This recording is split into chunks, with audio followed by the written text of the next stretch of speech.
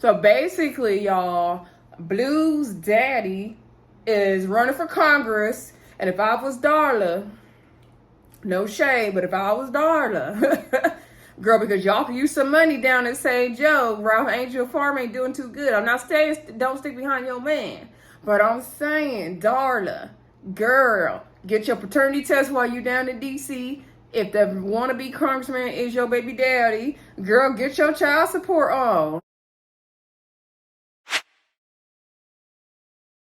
Hey everybody, welcome back to the Brenda Yvonne channel. Of course, I'm your girl, Brenda Yvonne. Here on my channel, y'all know we do fun reviews, recasts, and discussions.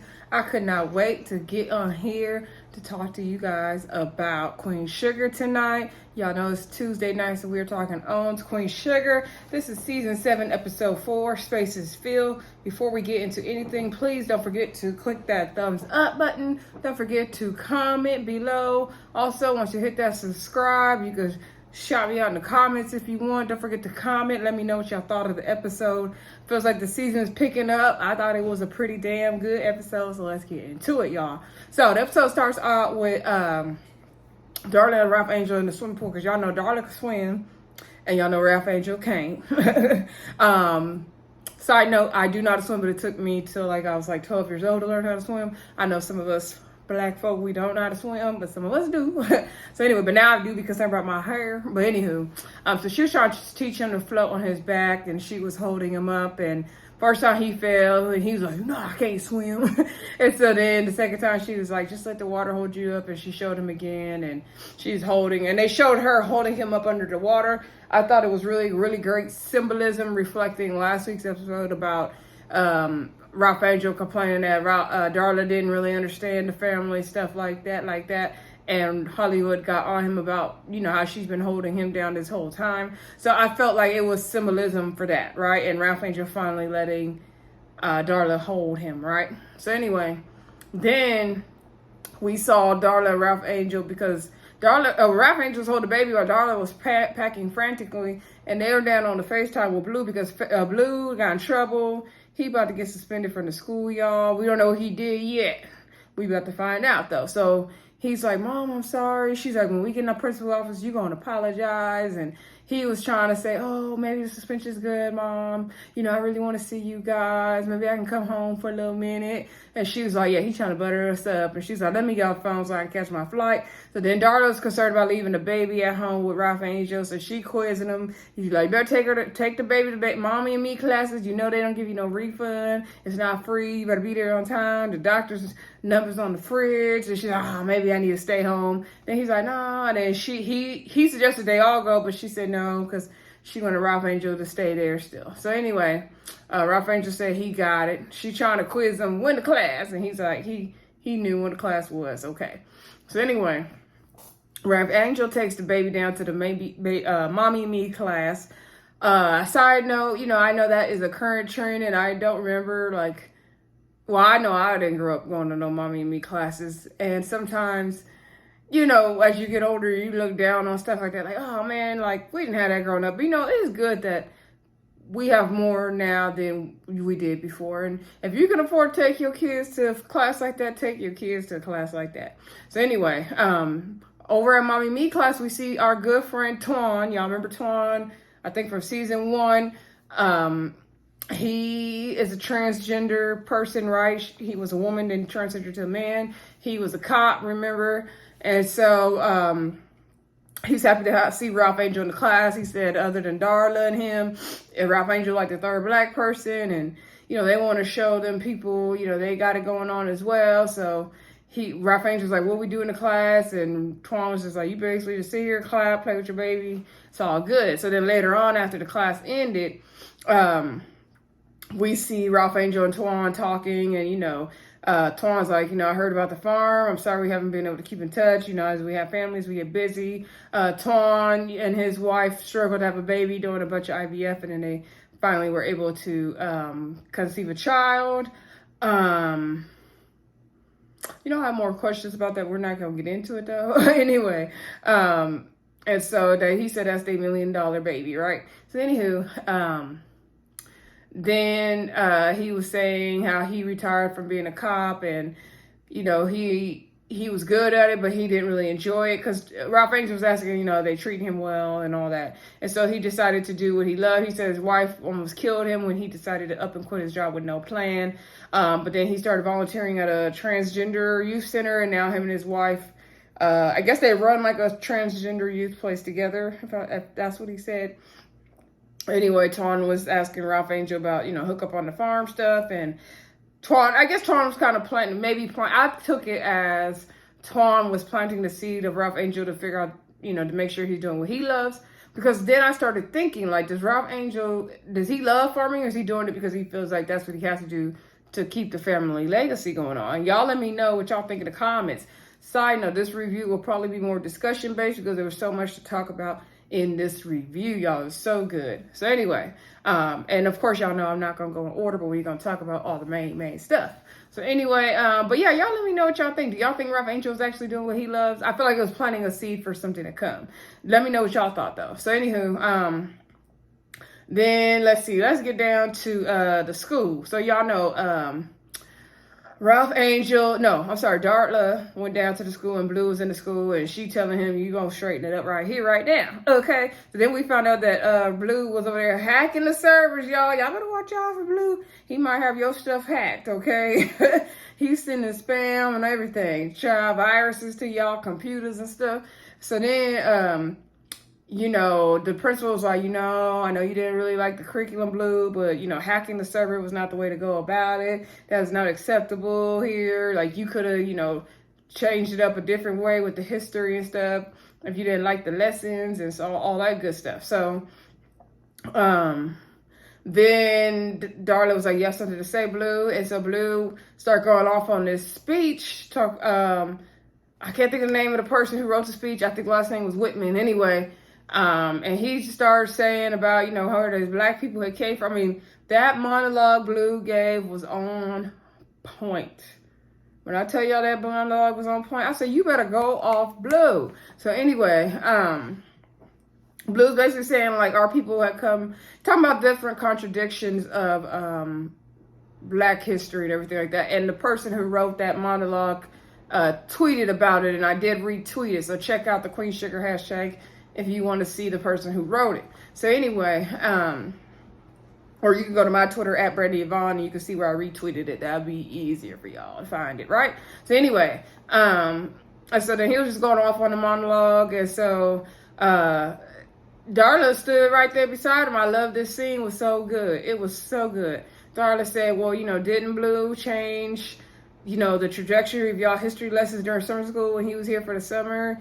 She's like, I don't see, you know, what he did as something wrong. He need to be rewarded because he helped get all y'all history lessons together. And so, and there is so much contradictory in our history. It really is. It really is. So I thought this was a really, really powerful scene. You know, he was quoting about Bessie Coleman and all this stuff. I said, you better go off, Blue. So basically, Darla, you know, she supported Blue and everything he said. And he really didn't end up apologizing, really. So then we see, ooh, this part was good, y'all. So then we saw Darla and Blue down to the ice cream shop. They still in D.C., mind you. And Darla was explaining to Blue, she was putting him up on some good game. Darla was basically letting Blue know, like, you are a young black man in this world.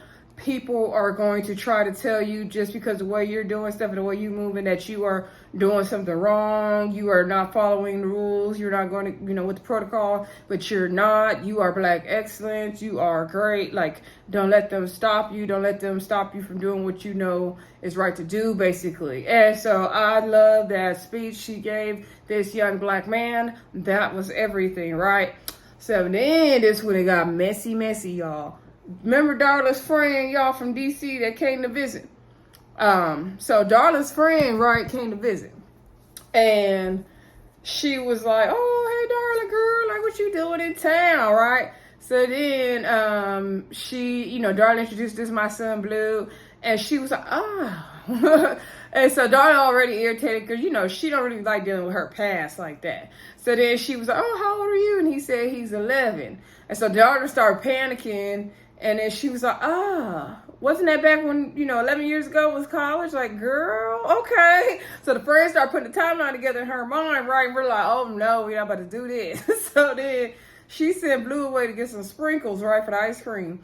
And so then the girl was like, wait, 11 years ago. Darla's like, no, let me stop you right here, girl. Like, Ralph Angel is his daddy. Nah. And so she let her know, I'm a borderline now, sis. And so then she was like, no, but he looks awfully a lot like Chase. And remember, y'all had a whole thing back in the day. And so Darla was like, that's the past. Like, she not going back there. She was like, yeah, and there was also some moments I was unconscious with him. And then the girl started, like, kind of clicking in her mind. She's like, oh my gosh, I'm sorry. And she's like, there's been all these rumors and talks about that night. And, he's running for Congress right now. Like, do you want me to, like, get you in contact with him? She's like, no. And so then you could tell Darla got really uncomfortable. And then the girl left because she could tell she was making Darla really uncomfortable. So basically, y'all, Blue's daddy is running for Congress. And if I was Darla, no shade, but if I was Darla, girl, because y'all can use some money down at St. Joe. Ralph Angel Farm ain't doing too good. I'm not saying don't stick behind your man. But I'm saying, Darla, girl, get your paternity test while you down in D.C. If the wannabe congressman is your baby daddy, girl, get your child support on, okay? Ralph Angel's still his daddy at the end of the day. But girl, get your child support, Darla, so y'all can get some more money over there. Don't be playing. Do not be playing. So anyway, I think that other man is well, we know that. Well, doesn't Blue already know Ralph Angel's not his daddy? So the other man probably his daddy. Do y'all think we're going to meet him on this season, though? Let me know what y'all think. A lot of people think that, we're going to meet Blue's real father. Let's see what happens. Let me know what y'all think. Drop it down in the comments, please. So anyway, then let's just stay on the Darla's train, and then we're going to get to other people, right? So then Darla made it back home in time. Remember, she's making it back home in time for the harvest potluck they have at the end of the episode. So then she was kissing all over Ralph Angel. Ralph Angel's like, dang, if I knew you was going to be like this, I should have sent you way more. And so then he was asking her how the trip was. And she's like, oh, it was all the moms and mommy and me looking at you outside your head. He was like, maybe 1, 2, 3 of them. And so then Ralph Angel was asking her, how did the rest of the trip go? And so she started tending to the baby, but she made a little noise. He was like, she fine. And so then he's like, Darla, how's the rest of the trip? You could tell Ralph Angel, they do some good acting on this show. You could tell Ralph Angel could tell something's wrong. But she wasn't really giving it. She's like, I'm just tired and all this stuff. And so she really wasn't saying, what happened with learning about her baby daddy. Okay. So anyway, now let's get to Prosper. Let's get to Prosper, y'all. So Prosper, when we get down to Prosper's house, this is the beginning of the episode, we get down to Prosper's house and we see Sandy come out in Mr. Prosper's robe or his pajama shirt or something. I think it was his robe. And she come out the room giggling. Billie came home at the same time, mind you. Here comes Sandy coming out the room. Billie can hear all the noises they making. And then Prosper come out, he got guns. Okay, I said, Prosper, look at them arms. No wonder Sandy is pleased. And so he came out like, don't be gone too long. And they over there playing.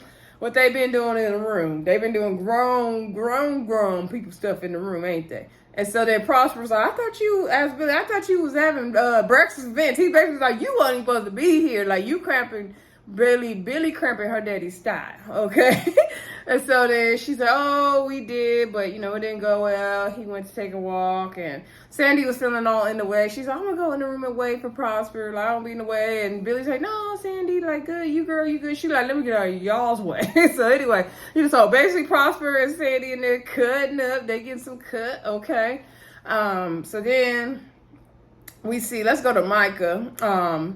We didn't get a lot from Nova this scene. We saw Nova send Dominic a picture of a letter or something. I don't know what the text said because I couldn't really see it well. Anyway, Micah's down at the, is it called Ivory or Ivy? Whatever it is, where the place where he's doing the NFTs with the people.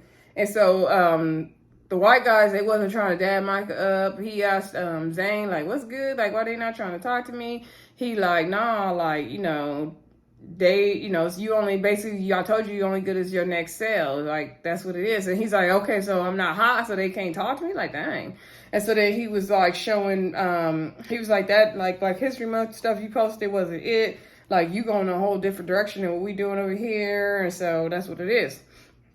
So you could tell Micah's trying so hard to fit in with them. I'm just like, Micah, he young, y'all, he young. So anyway, then Zane was showing him, some girl posted her ex text messages, and that made all this money. I'm like, what are people buying? What are people buying? So anyway, then it was like some old picture of LeBron James made all this money. And so Mike was like, old picture of LeBron? Like, what? And so then he was like, yeah, you got some good pictures of your dad. And so, because, Davis West. So then Mike proceeded to look at his phone. He saw, it was like the thing with his mom going off on the basketball court. Remember in the first season, right? When she found her husband cheating on him. Or on her, I mean.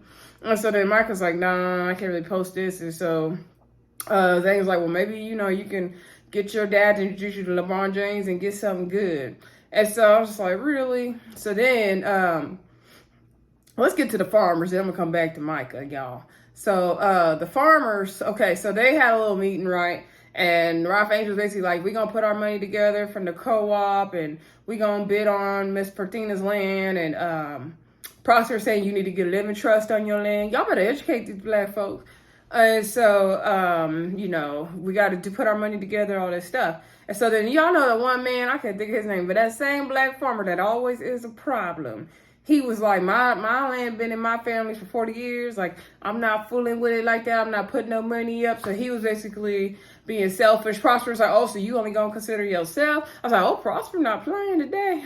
He got a little cut and got a little mouthy on him, didn't he? So anyway, Ralph Angel said we got plenty of money for the co-op. We put all our money together. We're gonna just outbid each other and get your land back, Miss Purthena. And she's like, you think it's gonna work? He's like, yes, it's gonna work, girl. So then let's get down to the auction. So we get down to the auction, they bidding 200, 225, 250, 275. Somebody got a little, white man got a little out of order there. They're like, we got it, don't worry, we got it. I don't know how much money they had, but we hear a bid come from the back that says 700,000. And y'all already know that was that Landry man, right? So Mr. Landry, the same one that pop up at every event, he gonna pop up every episode. Lord have mercy. He popped up bidding 700,000. So he got Miss Purthena's land. Now I don't know where the hell Miss Purthena gonna stay, because now the Landrys ain't got her land. Now where's she gonna stay? Because now she don't got nothing. Okay. And like I let y'all know, she can stay in my spare if she good with the stairs and all that. But I know she ain't gonna want to stay up here forever. Okay? So what's she gonna do? I mean, who gonna let her stay? And by taking in all the kids, so she ain't got room for people, right? So anyway, so then they talked, Nova was there, she talked to Landry man, she's like, what are you doing? And Landry's like, you brought alone, just can't leave well enough alone. And he's sitting at home thinking, what he gonna do, and he thought that land would be good. Then Nova's like, that had nothing, like our stuff had nothing to do with Miss Purthena. Like, what are you doing? And he don't care, he wants the land. So that sucks. Okay, when that part happened, I was like, damn. Okay, like we can't win nothing. So anywho, now let's see. Let's get back to Micah. So Micah is at the where his art classes, that like art studio part of the college or whatever, the little gallery where the classrooms are. So he goes up to this lady. That lady looks so familiar. I did not catch her name though. I don't know if they said her name on the show. I don't know who she is in real life, but she looked very familiar. If y'all know who it was, please drop it down in the comments. So she was there, and he went up to her and said that, oh, this painting reminds me of so-and-so, some other artist. And she was like, did Rod, his name Rod, the professor, tell you to say that? And then he was like, oh, okay, you got me guilty. And so he was like telling her that, like, he wanted to come over here and talk to her, but he didn't know how to break the ice. And his assignment is to take a picture of a stranger, someone he found fascinating. So he wants to take her picture. And so she was like, dang, he just stole my other assignment. Like, that's something I had him doing. And so she was like, he's like, oh, and then she's like, yeah, I was his professor. Like, he got all that stuff from me. And so then she's like, what makes me so fascinating, young man? And so then he was like, oh, look at you. You got the style, you got the swag. She did have a style swag about her. And she's like, oh, you a charmer. You a smooth talker, ain't you? And so then she was staring at the picture into the lady's eyes. And so I thought this was a man the whole time, but it was a lady. My bad. So she was staring into the eyes, and he was saying, yeah, Micah was saying, yeah, sometimes I just, stand here, stare into the eyes. I get lost in them. And she was like, yeah, I done got lost in these eyes many a day. She was the love of my life. And so Mike was like, oh, you're the artist. And he's like, oh my gosh. Like, he didn't put two and two together like that, right? And so then he was like, oh, let me get a picture of you two then. And so then he took a picture of her standing by the artwork, right? And so then she took the camera and was like, let me get a picture of you, strange person. So then she was like, so what about you? What is your story? And so then he was like, I don't really know what my story is. I'm trying to just figure it out basically right now. And so then she said, that is not good. Like, don't let others tell your story. You define you, because if you don't define who you are, other people are going to try to define who you are. Oh, that was a powerful line. You define you. Okay? So anyway, she was like, next time I see you, you're going to have a better answer, right? So then let's just finish up Micah's storyline, because Micah then went down the wrong road, y'all. So then Micah had all them NFT guys over to his house that dissed him, and they sitting around drinking. Micah trying to convince them, like, why we gotta follow trends? Why we gotta do this? Let's be a vanguard. Let's start our own thing. Let's make our own thing pop. Let's set new trends ourselves. Let's not follow the mode. You guys want to follow trends? Let's do something different. And so they're like, nah, Micah, like, they talking about planning a trip, getting lit. They're not on what Micah on. And Micah don't see that he's better than them. That's the thing that's frustrating me. It's like, Micah, you are above what they're trying to do. Like, the level of art you're trying to do is above what their surface level BS they're trying to do. So, but he don't get it. He don't get it, right? So then Micah was talking to Zane. He's like, man, like, I don't get it. What's up with you guys? And Zane was like, look, you came to me, you wanted to work together, black man with black man, and you told me you was trying to do this. I told you, you're only as good as your best sell. Okay, you sold the first one, you got lucky, but then what's next? You ain't did nothing else. Those Black History posts are not what we're about. Like, you're going against what we're even doing. And he was like, you talk to me when you really want to do something, you want to post something like the LeBron stuff. So then they were leaving to go to some party. They up there drinking, by the way, y'all. And so, that Zane, I don't trust him. Sorry for all the notifications, y'all. So anyway, and this bra's uncomfortable. So anywho, then they left. They're going to somebody's party. He's like, you gonna come to the party with us, Micah? Micah's like, nah, I'll meet y'all there. So Micah looks at his phone. He sees the video or the GIF or whatever it is that with Micah going off on his daddy got the basketball court that made headline news. And Micah posted as an NFT. He don't even know if he gonna make money from this, number one, although he probably will. But he done sold his mama out like Nova. Micah is about to be another Nova. Nova done sold the family out in that book. And Micah selling his mama out for this damn painting. For what? For some money that he don't need? He got plenty of money. His mom and dad are rich. So what was the purpose of this but to fit in, Micah? Oh, he a hard-headed one. So anyway, let's get to Joaquin and them, because this is sad, y'all. So anywho, also in the beginning of the episode, we see the CPS lady came down to Vi's shop. She like, girl, hold on, because I'm trying to get the shop together.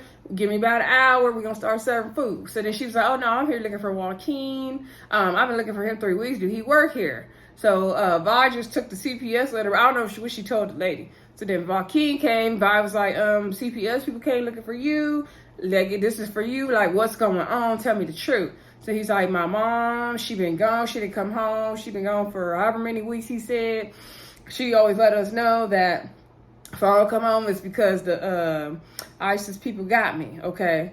And so he said, we just got to stay put because if, we get found out, foster care get us, they said they're going to separate us. We may not see each other again. We may not see her mom again, but my mom wants to come back. Like, it's going to work out.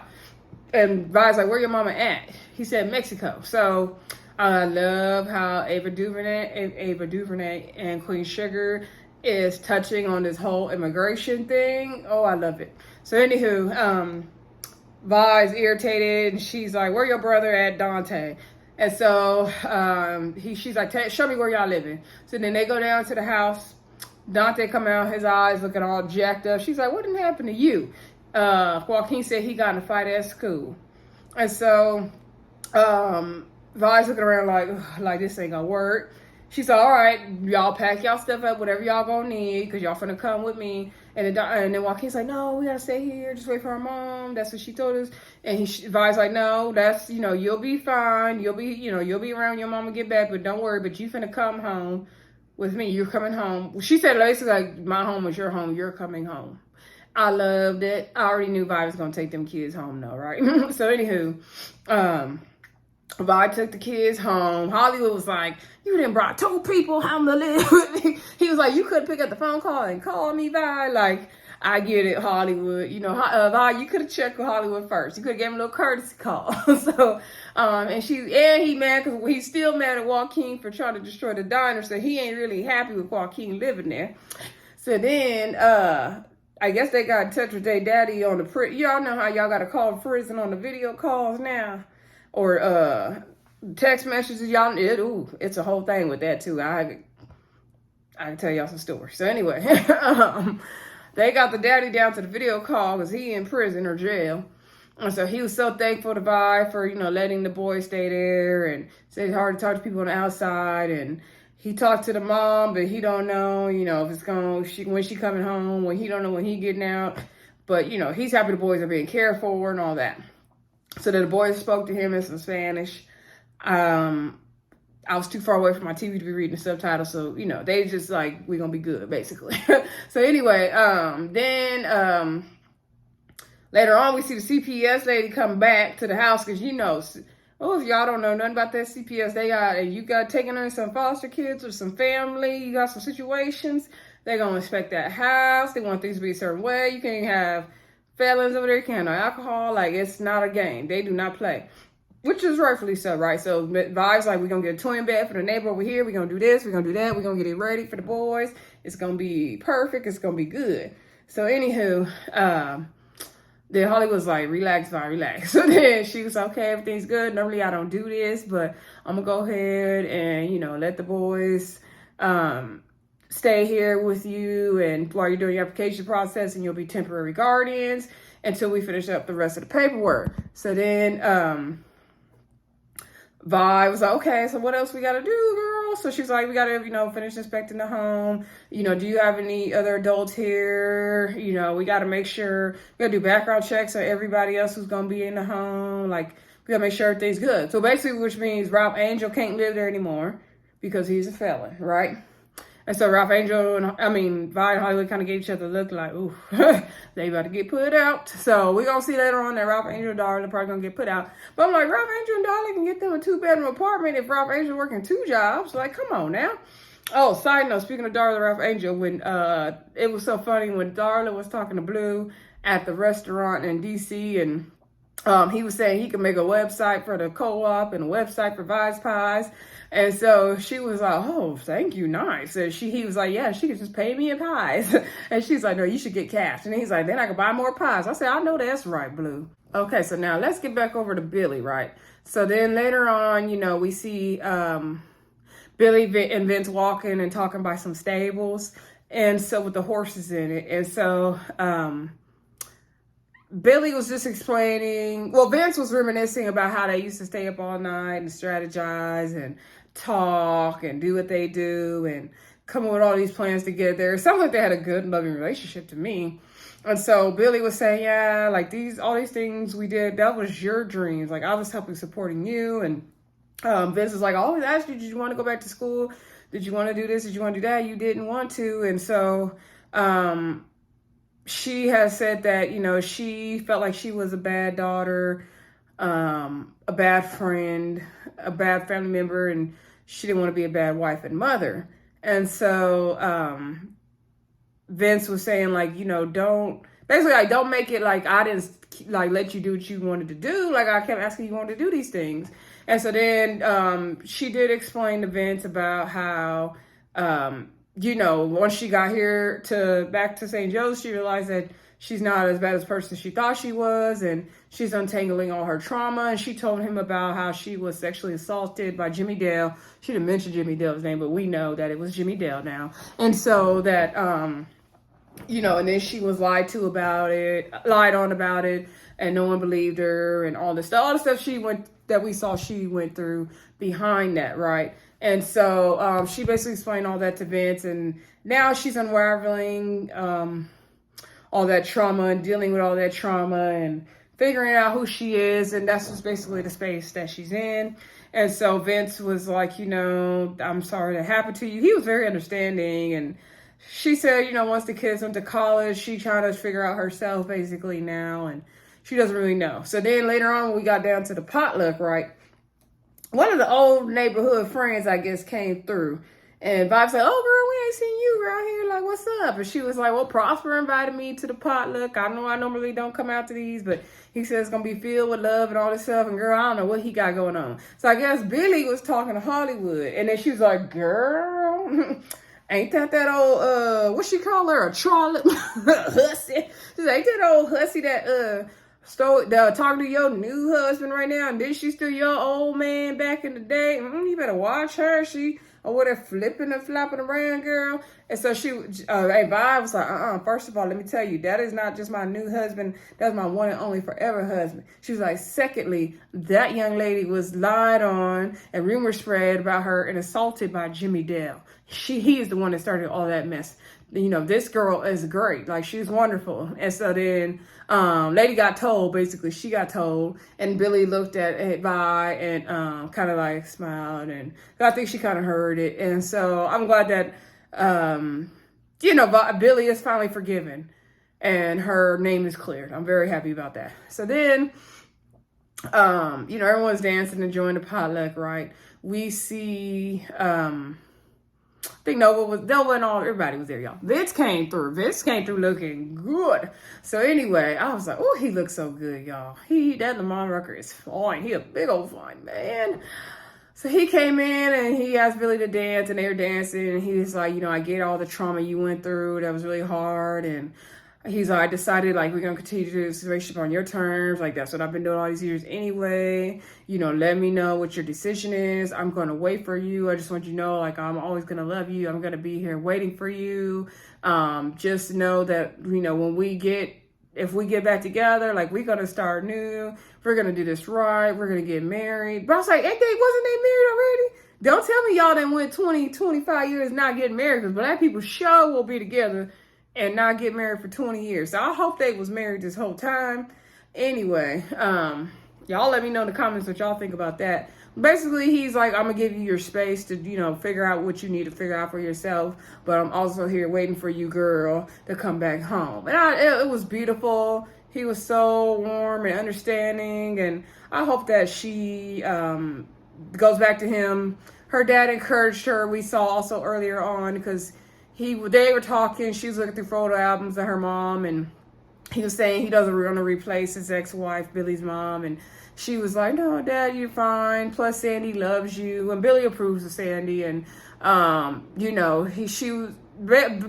happy to have a second chance at love. And Billie says she hopes he finds a love like that one day. And she was like, he's like, you will. Like, Vince, like, you should get back with Vince. He here. Like, girl, to have the work done. Like, so basically, Prosper was encouraging Billie to, like, you have a second chance too, basically, okay?